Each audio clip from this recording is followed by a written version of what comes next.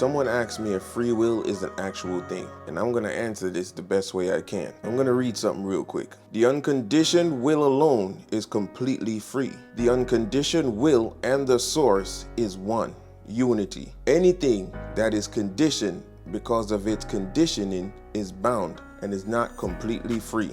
The will of the Father creates a universe, and as it evolves, it becomes conditioned by laws of its own manifestation.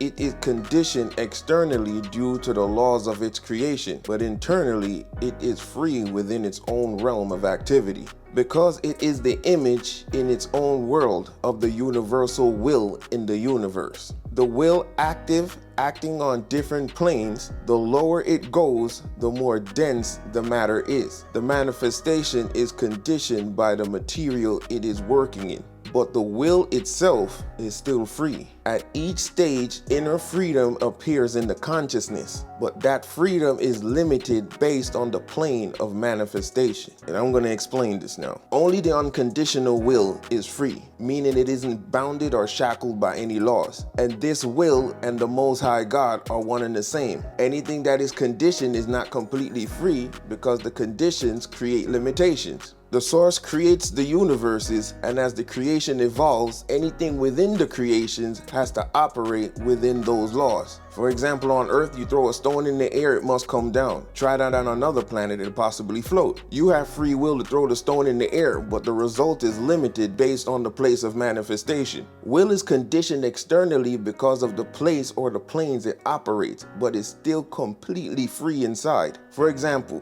you have a car that has infinite speed. If you drive it in New York, 50 miles is your limit. You drive it in Florida, 70 is your limit. So immediately you see that the conditions, it varies based on your location. The engine still has the capability to go up to infinite speed, and the driver has the free will not to abide by the law and punch the gas. But if the driver floors the pedal, he is still bounded by a law, cause and effect. The car is limited, the driver is free.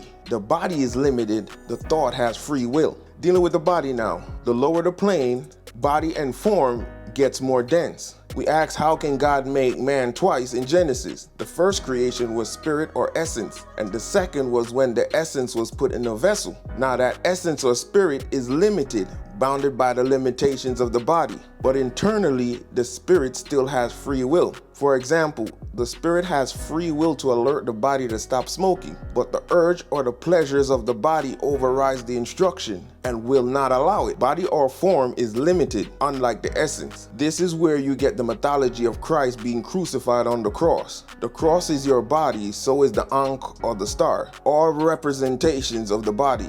The infinite spark of the Most High, which we are, is bounded to this limited body on this limited plane for the purpose of regeneration or resurrection. So we all have free will internally, but the expression of this will is limited depending on your plane of existence, condition,